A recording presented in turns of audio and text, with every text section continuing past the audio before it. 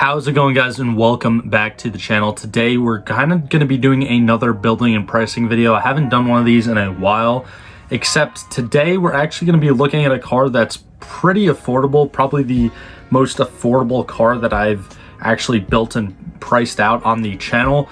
But so I mean, it's going to be a little bit different than my typical like building and pricing cars I can't afford, because obviously if you've been subscribed to my channel, you know that with those videos I typically do crazy supercars and stuff that, again, you know, I can't really afford. But honestly, this new GR86 is something that a lot of people could afford, including myself, honestly. And it's a pretty decent, you know, entry-level sports car for anyone looking for a new car. It doesn't have a lot of power, but it's a nice little naturally aspirated 4-cylinder boxer engine. Rear-wheel drive. It's a good driver's car, let's just put it that way. But these cars are definitely something that have kind of got my interest as of late. I don't really care that much about the previous generation for like the BRZ and the 86s. I do like the previous generation styling a little bit better than this one's. But yeah, I mean, as you guys can see, we're on Toyota's website right now, so let's just jump right into it. We're basically just going to be pricing this out. Not going to be going for like any like the full top of the line treatment, but you can get the base model GR86 and a GR86 Premium, which I'm assuming the GR86 Premium comes with, it looks like, different wheels and a different spoiler on the outside, and if I were to guess, probably a better interior too. So you know what, let's just go for the Premium, honestly, for the sake of this video. Obviously both of them do come with the 2.4 liter boxer engine that I previously spoke of. I think it's still a boxer 4-cylinder engine. Correct me if I'm wrong down in the comments below, but I'm almost pretty certain that it is. Now you can obviously get it in a 6-speed automatic trans or a 6-speed manual. Definitely going to go for the 6-speed manual. It's already selected, so that's a good little shortcut right there, I guess. Now there's actually a decent amount of paint options. There's 1, 2, 3, 4, looks like 7. So you have a halo white, a steel, a raven, which is like a nice gloss black that actually looks pretty good on that body style. Very bright blue Neptune, track red, which is kind of funny, little play on words there. But most of the time I see these cars in this red color. A different kind of gray pavement color, Truno blue, and then I think you only have one option with the interior, which is just the black suede with the leather trimmed side bolsters. So I'm gonna pick either a red or maybe honestly the black looks really good, but for the sake of me making a YouTube video and worrying about a thumbnail, I'm probably gonna go with the red, just because the black, you can't really see the car that well on the screen. I'm sure it looks awesome in person though. And now moving on to the packages, surprisingly enough, there's no options for packages, which is really weird. And then it goes right into the accessories. So as you guys could see, there's really not a lot of customization when it comes to this new 86. You have the wheel lock stuff. I mean, typical like accessories that are available with most new vehicles that you can, you know, build and price on the websites of these manufacturers. But honestly, really not that much. I mean, one kind of major little accessory is the GR fender vent inserts, which are probably just a piece of plastic that goes in there, which I think is a little bit silly. Also, it looks kind of cheap just from this picture alone. But yeah, there's really not that much. You can get it like a paint protection film on the front half of the car and the front bumper, as well as the front the hood and the, you know, front fenders. But there's really not a lot that Toyota offers with this car. And I mean, as you can see right here, we're at $30,700 right now.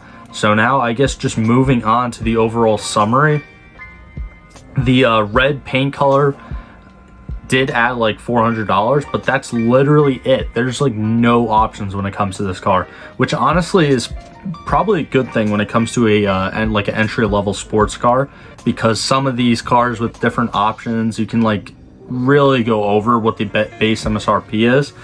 But I'm actually very surprised that Toyota kept a lot of these options down, because I mean, again, it could be better for the buyer. You're not like going completely overboard or anything. Every dealership is going to charge, or every manufacturer is going to charge typically like that $1,000 delivery fee that we've seen with pretty much all of these cars that I've actually built and priced on the channel. But just again, looking at the exterior of it and then looking at the interior, pretty plain, not much to say about this car. I'm sure it's probably a blast to drive.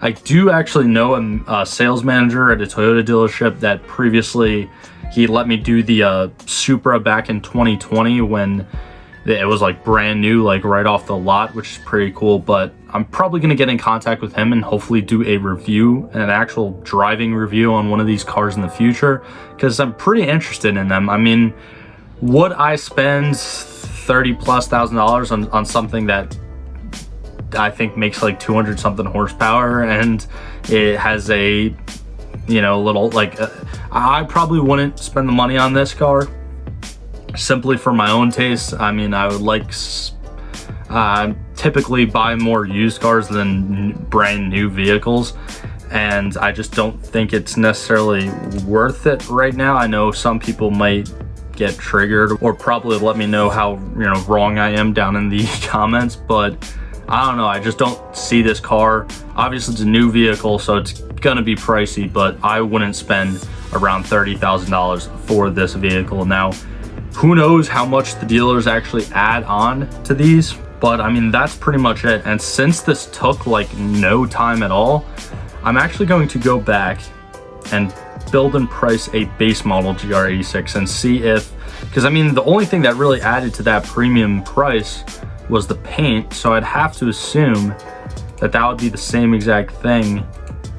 Now it looks like I'm gonna actually pick out like the most expensive color that I can find and it actually looks like it was that red. Yeah, so it's gonna be that track bred red, which I think is a funny ass name.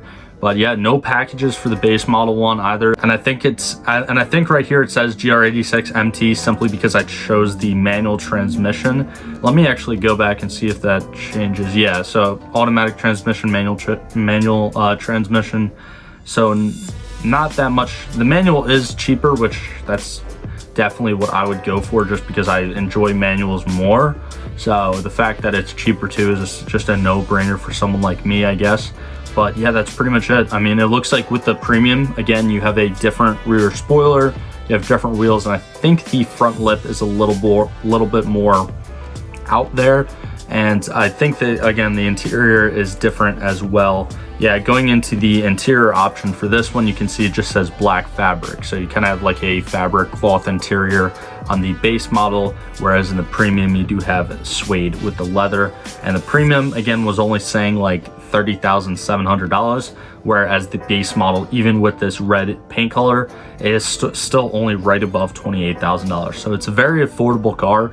So I don't know what I'm going to title this video. Probably not building and pricing a car I can't afford, because this thing is very affordable, especially again for a newer vehicle. But that's pretty much it. Let me know what you guys think down in the comments below. Also, if you did purchase or lease like one of these new GR86s, definitely let us know down in the comments below how much you paid for it, because if anyone out there is interested in buying one of these, that information could definitely help them out. But yeah, I mean, these are cool little cars. Again, hopefully in the next month or two, I get my hands on one to do an actual physical review on. So subscribe if you haven't already to see that in the future. But like always, guys, thank you so much for all the support, and I'll see you guys in the next one.